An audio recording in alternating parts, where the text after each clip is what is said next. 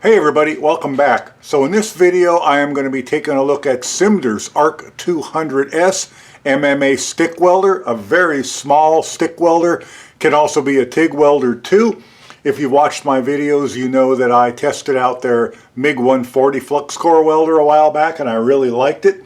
So let's pop over to Amazon and see what they say about it. And while you're doing that, I'll get it out of the box. So here it is at Amazon. This is the Simder Arc200s. It is $128. I will put a 10% off coupon code down below.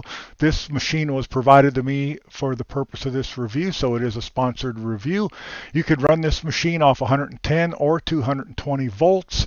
It has a max output of 120 amps. It is mainly a stick welder, but it can lift TIG if you want to go buy a TIG torch and the gas equipment to do it. It has some interesting features like hot start, arc force, anti-shock, and anti-stick, and I'll go through more about those later out in the shop as we start working with it. And take a look at some of the pictures. Has that nice industrial appearance that I like from the previous Simder machine I tested. The little intelligent display in the front is supposed to help you pick out the size of the rod and the material for the material thickness and the setting in the middle. It says this is a Arc200 and it reads to 200, but Simder states clearly that this is only a 120 amp machine, so not sure how smart their smart display is really going to be if it actually reads out that way, but we will find out. It is 9 by 4 by 7 inches and weighs 5 pounds, which this thing's about the size of a kid's school lunchbox. It might not even be that big. It comes with the ground clamp and it comes with the stick welding clamp. Does not come with a TIG torch. Has a fan in the back and the plug-ins and display in the front. Comes with these items in the box. So with that being said, let's get it open, let's get it out, and let's see what it's all about. Okay, so here is everything out of the box. You get the welding unit itself. You get about 6 foot of lead with the stinger clamp on it. You get probably 5.5 feet of lead with the ground clamp. You get about a 4 foot power lead, and I do want to mention that on mine, this where the power lead connects in the back was loose and had to be tightened, but it was no big deal.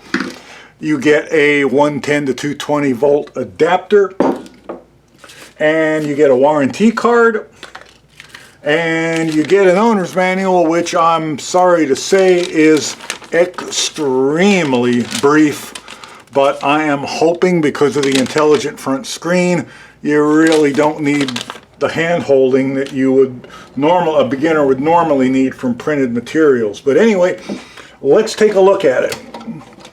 It is that nice gray industrial design of the other Simder welders. You get a nice handle on the top.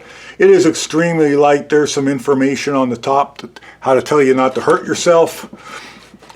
On the front, we have the dial, and the dial is it actually has, a little like almost detents like as you turn it, and it also clicks to change some functionality. You have your negative and your positive, and if you'll note, the positive and negative symbols are actually cut into the sheet metal. It is not the most visible, but yet it also will not peel off or rub off over time, which I do like. On the bottom, you got some rubber feet, you got a model number and some kind of basic information about it otherwise. And on the back, we have an on-off switch and a fan, and that's pretty much all there is to it. So let's plug it in and let's turn that front screen on, and I'm going to plug the leads in it temporarily because I don't like even turning these things on without leads in it if I can help it. So we're going to plug the leads in, and I'm just going to separate them to different sides of the bench. And let's plug it in and turn it on. Okay, I've got it plugged into 110 volts. Let's fire it up and let's see if we can decipher that front panel.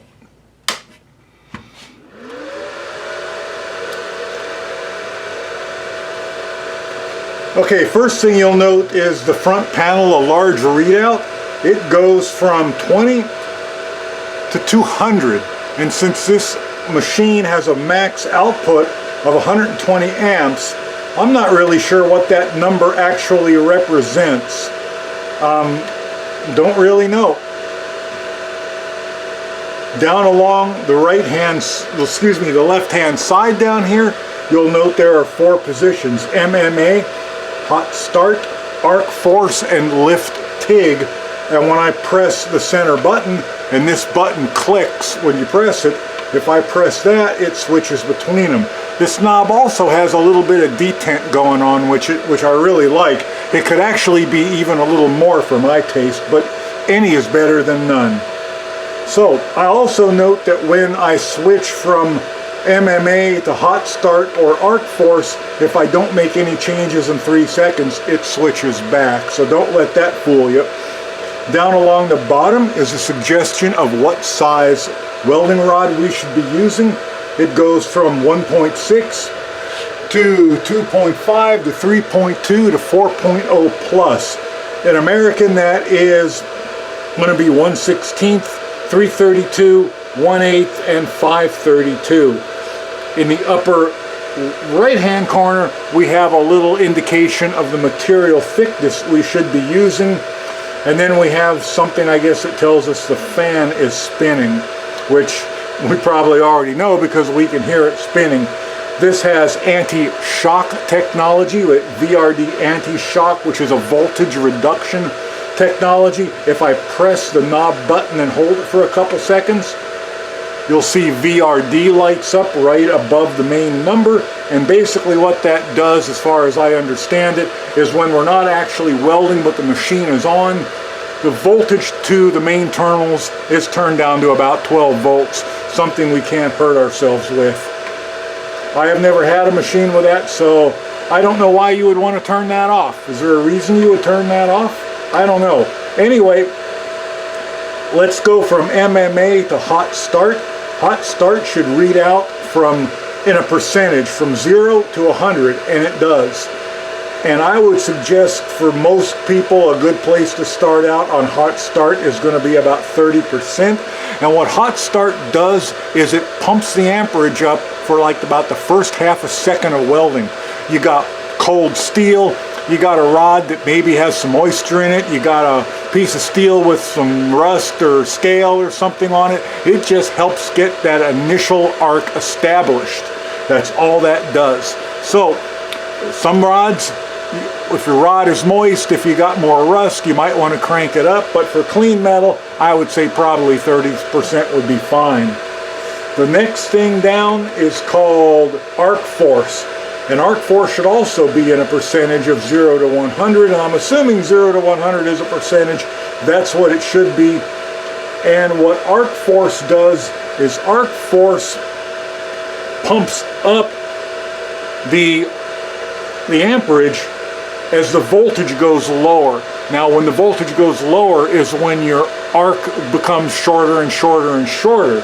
So if you're a new welder or you're just not very good at keeping your arc at the correct length, that can help you keep from submerging, from actually extinguishing the arc by getting too close to the weld piece. In some positions like welding overhead, you need a short arc, so that can help a lot for that. I'm going to suggest that, again, 30% is probably a good place to start. But again, if you're welding overhead or things like that, or you have other conditions going on, you might want to go higher. The other thing it has anti-stick technology. There is no control for that. And what anti-stick does is if you accidentally short circuit the rod, it basically turns the power completely off to the rod, to the stinger. That keeps you from turning everything, cherry red from a short circuit. So that's a good thing to have. I always appreciate that. Had a couple of exciting moments in the past.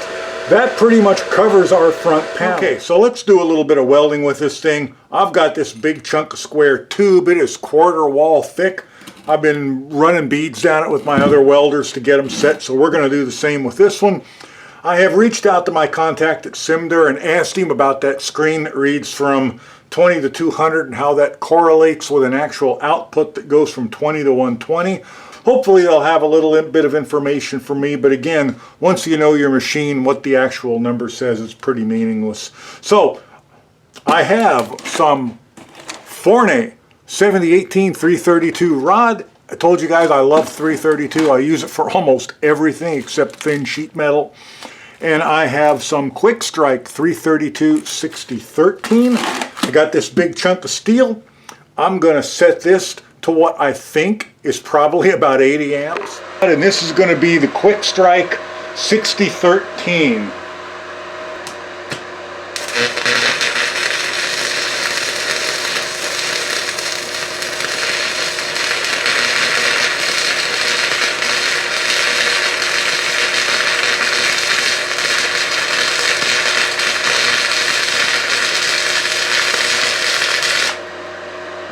And I popped the breaker too, so I'm going to turn that down probably from 135 to 115 and let's...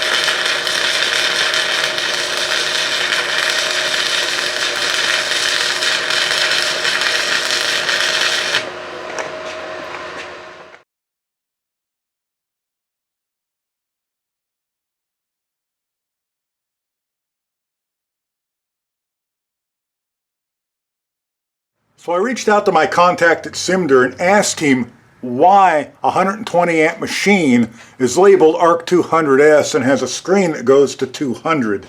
And he told me it's because this is the way they ship, this is the way customers will get it. And he said they don't want anybody to think they're lying about it, so they make it very plain in their marketing information that it is a 120 amp machine. But unfortunately, that makes their intelligent little screen not very intelligent.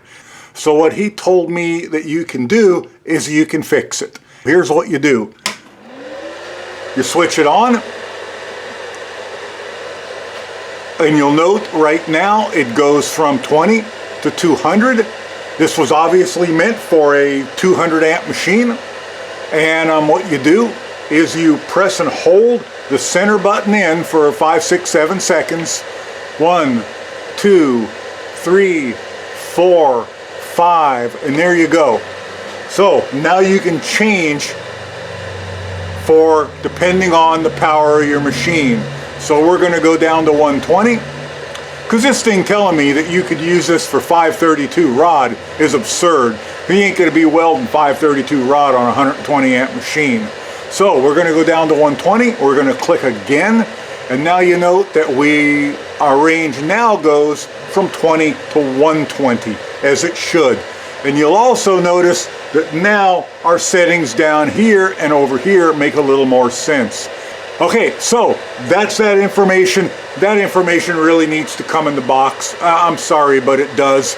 Now the screen is actually intelligent. Okay, unfortunately I forgot to start the camera, but that was the machine at 100 amps. With 7018 on the 1/4 inch 2x2 flat bar, and unfortunately my breaker in my garage will not run a 100 amp machine for more than about, oh, I don't know, what do we got there, 2.5 inches of weld, and that's where the breaker pops.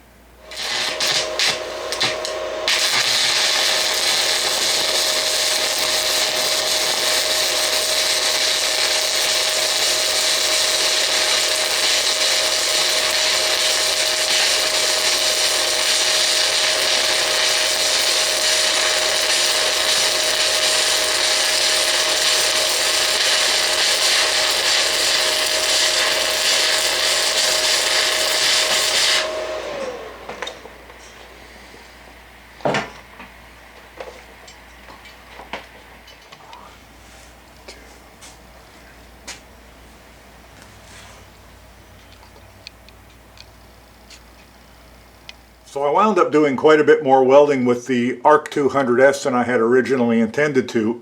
And I hadn't intended to do much for a couple reasons. I didn't really think it was going to be necessary.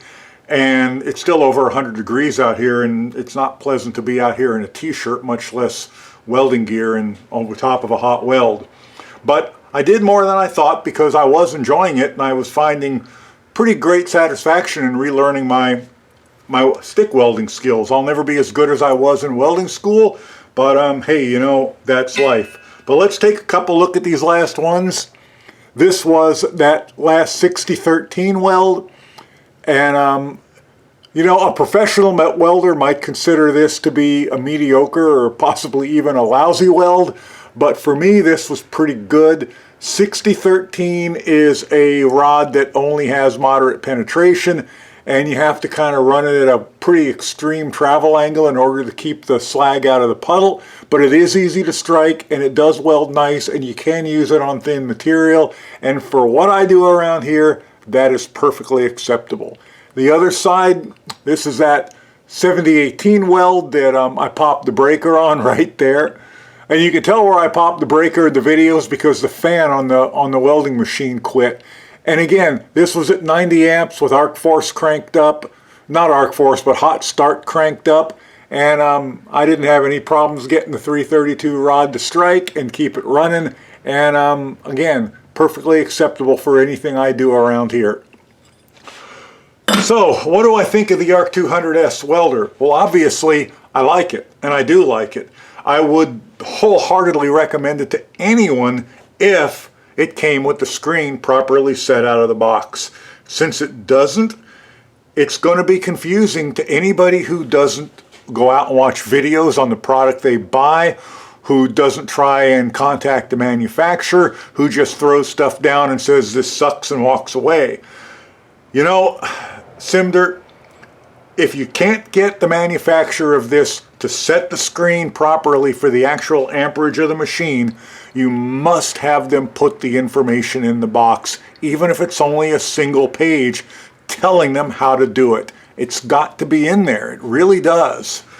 With that being said, I enjoyed this welder a lot. I think this welder has a very valuable place for almost anybody who wants to weld. For the new welder who understands how to set the screen, it does a fair amount of hand holding. It'll get you in the ballpark. From there, in some YouTube videos, you'll be welding with it. It is ridiculously small and light.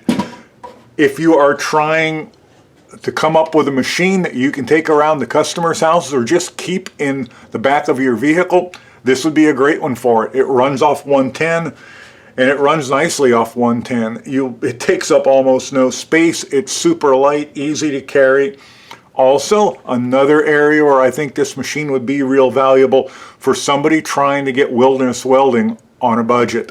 You know, you can go out and buy a Premier Power Welder or a Xeno welder for $1,000, $1,500, and then a whole lot extra for installation and wiring and all that. But if you put a say a 3,000 watt inverter in your car or in your truck and pick this up, you would have wilderness welding for $300 to $400, and that's pretty hard to beat. For wilderness welding, for most of us, all we're trying to do is get home. So, sleeve a broken tie rod in, something along those lines. You don't need to weld for long, you just need to be able to do some, and I think that would do it, and it's something I'm certainly going to try in the future, and that's where this machine is going to wind up for me. With that being said, I absolutely do recommend it. I think it's a great little welder. Its size alone makes it unique for me. It's got some great features from the intelligent screen to the hot start setting, arc force, the anti-shock, and the anti-stick. It's got a lot of technology built into it, and I like that a lot. I think that works really, really well, and yeah, I recommend it. I think it's great. Now, Simder, what can you do? Well, I said you can either get it set right out of the box, or you can at least include a sheet inside. And while I certainly appreciate the fact that you have added some light detents to this switch, and that helps a lot, at least if I toss my gloves and hit it with my gloves, it won't move. But I still think that that could click just a little bit stiffer. I mean, I hate to complain because it's a lot better than it was on the MiG 140, but I still think that could click a little stiffer for my taste. That's nitpicking, I know. The other thing I'd like to see, Simder, I would like to see this screen and this stick welding functionality with the hot start and the arc force settings on this welder here, the MiG 140. I think that would make a fabulous welder if this screen with those stick functions were on this machine. I mean, I like it a lot the way it is. I reviewed it and liked it, link in the cards above, but boy, that would really make a significant improvement over on the MiG 140. And there you have it. I like this welder. I recommend it. If you're looking for something this size with these capabilities, I don't know what else is out there at this price. There will be a 10% off coupon below. It is $128 before that. Thank you for watching this video. Please like and subscribe, and I'll catch y'all in the next one. Bye for now.